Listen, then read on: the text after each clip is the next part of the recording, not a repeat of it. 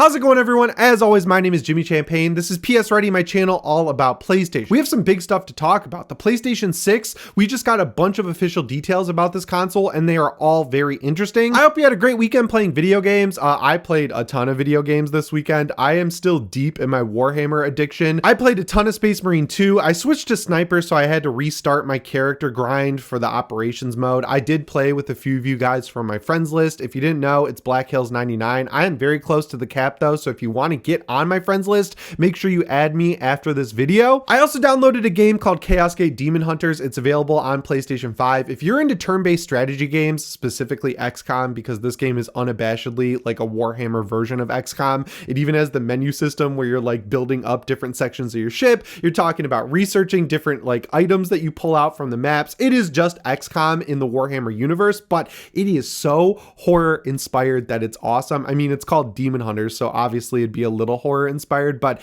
it's cool because you get to play as Space Marines or, you know, people wearing power armor that can also take advantage of psychic powers. One of the guys on my team can teleport, but I unlocked a sub ability for that allows him to switch places with allies. So I just made him a tank. I gave him Terminator armor and a huge weapon. So if someone's like low on health, you know, some of my gun-based Space Marines, I could just switch places with them and take a little bit more damage and also deal a lot more damage. It's a really good like first turn-based strategy game if you're like me and you've never really messed around with that genre before. I think it's $50. It's not a full price game, but it goes on sale constantly. Like I was able to get it for $7. So if you're looking for a good Warhammer turn-based strategy game, cannot recommend Chaos Gate Demon Hunters enough. Let me know what you're playing down in the comments below. As always, let's jump into the first news story here, which is a lot of official details about the PS6 have come out and they are very interesting. I know it seems early to talk about the PlayStation 6, but when it comes to console development, it starts really early. Like the PS5 Pro has been in development since around before the PS5 even launched. So when you work on that scale, the details are going to start coming out right about now, and they'll come out a lot more after the PS5 Pro releases. So get ready for that. When it comes to chips for consoles, I mean, I think all the people like us who are tuned into the world of PlayStation and have been for a very long time, I mean, we just assumed that AMD would be the de facto chip manufacturer for the PlayStation 6, especially considering how since the PS4 generation, they've really moved towards iterative designs. I mean, going from PS4 to PS4 Pro, PS5 to PS5 Pro, they want to keep maximum backwards compatibility. It just makes sense at a top level, I would say, to use an AMD chip because that will maximize compatibility with older games. But this time around, there was actually a big bidding war between three different manufacturers, AMD, Intel, and one more that kind of fell off really early. So we're just going to focus on AMD and Intel because the Intel side of this fence is very interesting. So instead of just saying, hey, Sony, you guys want us to make your chip instead of AMD, Intel apparently sent over their CEO with a team of dozens of engineers and other executives from Intel to prove that they could not only make a next-gen chip for the console, but also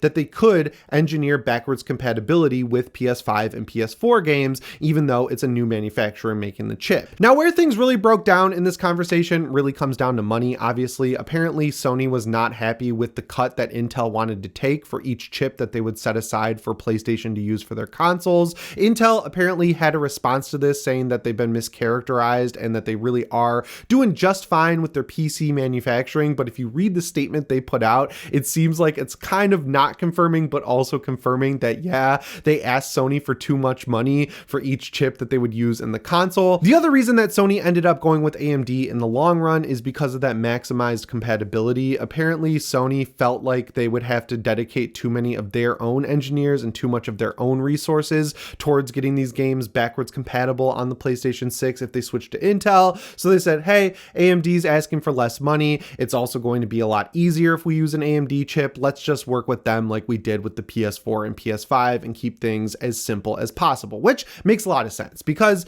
Intel chips, they're not in a good spot. I am a PC gamer on top of being a PS5 gamer, and over the past few years, like I'd say the past 5 years or so, Intel has really fallen behind to the point where AMD, who was always the budget brand, right? Like if you're building your first PC, you would go with an AMD CPU, you'd go with an AMD GPU, you'd suffer on performance a little bit, but you'd spend a lot less money. Where things have gotten on the PC side of the fence with AMD CPUs and Intel CPUs specifically is that not only are AMD CPUs cheaper, they're also competitive now, and in some cases they outpace Intel chips. But on top of that, Intel chips have been having major hardware problems where a game will come out and it'll max out your CPU and cause permanent damage to the chip, and Intel is not being very kind about that. They're just denying everything, saying it's not the case. Even when there's cut and dry cases of Intel chips suffering damage from running these games at high temperatures, they're still throwing their hands up and saying, no, this isn't happening. Also, when it comes to their GPUs, they're cool. They have their own upscaling technology like PSSR, like DLSS, like FSR called XeSS, and it does perform very well. But when you use their actual GPUs in a PC that you build, they don't have a lot of good compatibility. There are many AAA games that come out that just don't work with Intel GPUs, and there are even more games that, even though the Intel GPU is as powerful as equivalent NVIDIA and AMD cards, yes, they just don't run the games well. They drop frames, they have stuttering, they have weird artifacting issues, they have weird pop-in issues. So Intel, not in a great place. So as someone with context for how Intel has performed over the past few years on PC, I think Sony avoided a major disaster by not going with Intel and sticking with compatibility and using AMD chips for the PlayStation 6. I've also seen a lot of news reports that are kind of regurgitating this Reuters article saying that Sony is being very aggressive about backwards compatibility, and they want this to be the first console that they put out that has 3 generations of backwards compatibility. That's just untrue reporting though, because if you've been around for a long time, you've played since the PS3 generation, you'll know that launch PS3s not only had the hardware inside of them for PS2 games, like you could put PS2 discs in the launch PS3, they also had the capable hardware to play PS1 discs. So on launch day, the PS3 could play PS1, 2, and 3 games, and even when they did hardware revisions that removed the PS2 capabilities, you could put a PS1 disc in all of the PS3s and it would play just fine. And they also released a ton of HD PS2 classics on top of full-on remastered trilogy packs for stuff like Shadow of the Colossus and Eco, the God of War games that included God of War 2, and the 2 PSP games. I mean, the list goes on and on of HD collections that came out for $40 during that generation. So Sony did do a good job even after they took out the PlayStation 2 hardware from the PlayStation 3. The PS5 is the most backwards compatible console out there. They're missing the one generation I want, which is the PS3, but if you have a PlayStation 5, you can play PS1 games, PSP games, PS2 games, PS4 games, and PS5 games. So while it is good that they want to make sure this thing can play PS4, 5, and 6 games off the disc, hopefully at launch, they've been doing that for a long time. They're really just missing 2 generations on the current model, which is, of course, PS3, which sucks, and PS Vita, which also sucks. If you had a PS Vita, you'll understand why people would want to play those games blown up on a TV. They had a lot of good first-party support at the beginning with the PlayStation Vita. Even though it tapered out towards the end, there were some awesome games like Uncharted Golden Abyss and Killzone Mercenary. Now, the other super interesting detail we got from this Reuters report is when Sony is targeting for a release for the PlayStation 6, and Reuters is saying that in the whole FTC case that they had with Microsoft and, the FTC about Activision, Microsoft was saying they expect Sony to release the PlayStation 6 in 2028. They don't expect them to release it before that, but with the extra info we have, which is that Microsoft has already fast-tracked the next Xbox to be released well before 2028, plans can change, and they definitely will change. I mean, even if you look at the pricing structure of the launch PS5, the PS5 digital being $400 apparently was a direct response to Microsoft coming out and announcing the Series S at a much cheaper price. Sony didn't want to release a console that was $450 and $500, so they took a $50 hit on the digital model just to sell more PS5s at the outset. I think that was a good move. They, of course, recovered that move with the PlayStation Slim by increasing the price by $50, but for the launch year, when everyone really wanted a PS5, I think that was a really good business savvy decision, but it just shows that Sony and all the other manufacturers are moving on the fly here. So if Xbox releases the next Xbox in 26 or 27, I think we could see a PS6 a lot sooner than 2028, and I wouldn't necessarily be mad about that. We'll talk about that in a second though. We're at a point in this generation where we're not only approaching the midpoint, we may already be past it, and with the amount of first-party games, and by that I mean lack thereof first-party games in general, not even counting games that are specifically made for the PlayStation 5, I mean, this has just been a light generation for Sony as a whole because they released a ton of games in the same time period towards the end of the PS4 generation. Games take a lot longer to make, like 4 to 6 years at this point, so everyone basically started making their sequels and next-gen games at the same time, Sony definitely could reach a point where they just throw their hands up on this generation and take some of the games from studios like Naughty Dog, Sucker Punch, Insomniac, and Santa Monica Studio and say, would it help you guys if you got a little bit more time on these games and also, you know, made them ready to be launched as a cross-generation title between the PS5, PS5 Pro, and PlayStation 6? I'm assuming that just based on how long these games have taken, that a lot of these developers would take that opportunity if it was given to them. And as much as it sucks to say, it really doesn't feel like from Sony's perspective that would be this massive hit that it might have been in the PS4 generation when they were coming off of a kind of like stilted generation with the PlayStation 3. Like things recovered towards the end, but the beginning of the PS3 generation was rough. The PS4 to PS5 situation was totally different, where they could not keep consoles on the shelves. People were buying them left and right, even with the lack of first party big PlayStation 5 next gen games. So if they said, hey, we already sold a bunch of PlayStation 5s this generation, we're well ahead of the PlayStation 4 by around 10% at this point, we've done our job selling consoles and selling games on this thing, it wouldn't be so bad if we just punted a lot of these games to be cross-generation titles between PS5 and PS6.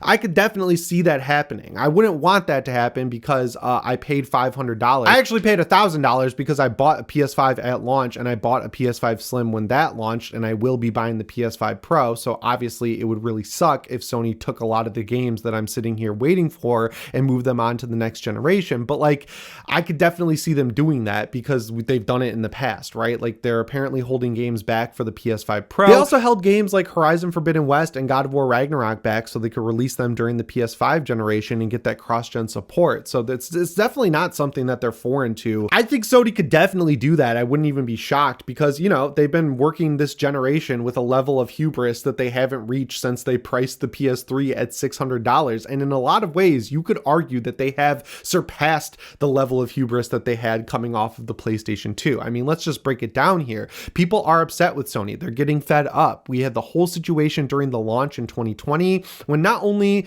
were PS5s not really available at the level they should have been because chips were hard to come by at that time, of course, because of everything that was happening in the world. Sony couldn't make the consoles that they wanted to sell. And then once they actually did reach the online storefronts, because remember, they didn't sell PS5s in store for a very long time, they did absolutely nothing to alleviate the scalping situation. I remember back then I was making videos every week telling people how to get PlayStation 5s because they were being scalped like crazy and they were being resold for $750 all the way up to $1,000. And Sony said they were working on ways to fix that, but they didn't do anything because in their mind, they were selling the PS5 for $500. It didn't matter to them if a scalper bought it and then sold it secondhand. They still made their money, so it didn't really hurt them all that much if scalpers were the ones selling the console instead of them because they got the price of the console. Then, of course, they announced the PS5 Pro at $700. I mean, I'm not going to talk about the price all that much because it's been covered by me and everyone else ad nauseum at this point, but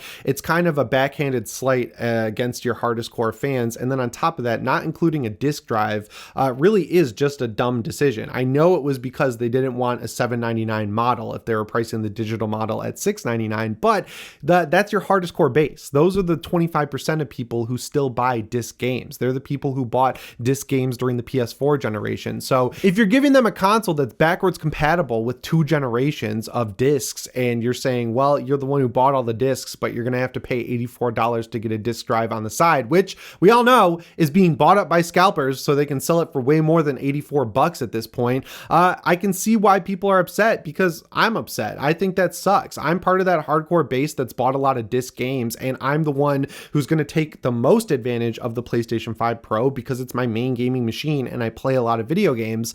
I feel like it would have been a great act of goodwill for Sony to just include the disc drive. They're already selling it at a massive markup at $84. I mean, go build a PC right now, and while I don't like that argument when it comes to the price difference on specifically Blu-ray drives for your PC is insane compared to what Sony is charging for disc drive attachments for the PS5 Slim and PS5 Pro. They're raking it in and they're nickel and diming people, and that sucks. I mean, they didn't even include the $30 stand, which again is marked up like crazy. There's no way that they're not making less than a $27 markup on that freaking stand. Like seriously, I just don't get the strategy there. It's nickel and diming your hardest core fans just because you know they'll pay for it. And by some perspective, you know, Now, that's on us for being willing to pay that much, but I'm not buying a stand, and I don't think a lot of other people are either.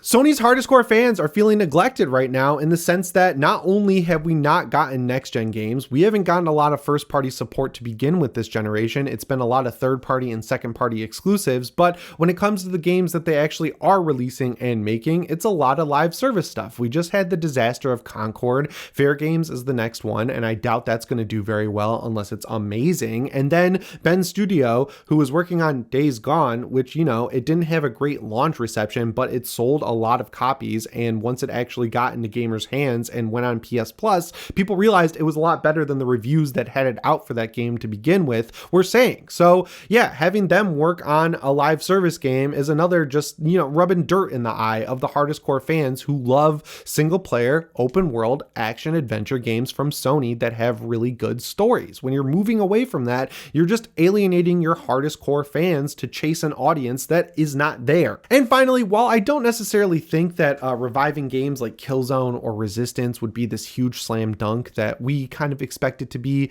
just go look at the sales figures for those franchises. They were not great. They were very middling in terms of where Sony is at now. I think it could go a long way if you just spent less money on it, didn't put hundreds of millions of dollars into reviving these games, made them shorter experiences with like multiplayer modes that are classic style, like, you know, Space Marine 2.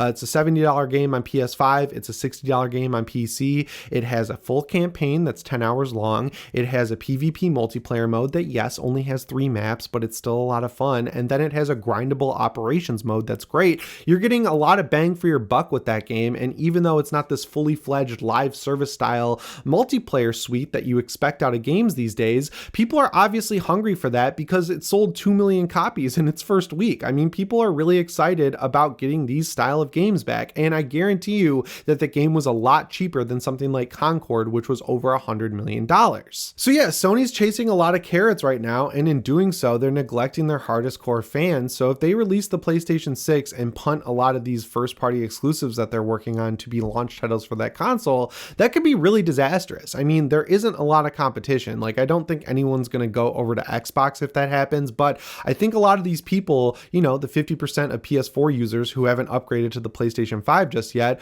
are going to be totally happy to either stick with a PlayStation 5 for a long time or just abandon the console gaming space as a whole and build a PC. There is a legitimate risk of that, especially considering Sony is porting the vast majority, if not all of their games over to PC right now. So things are really tenuous, and if they want people to get excited for the PlayStation 6, they got to do a lot of work to rebuild the trust that they lost with that pricing model, with Concord, and with everything else I just talked about, and just start announcing some first-party games. Anyway, guys, that's all I've got for you in today's video. As always, my name is Jimmy Champagne. I'll see you in the next one. Thanks for watching, and shape on.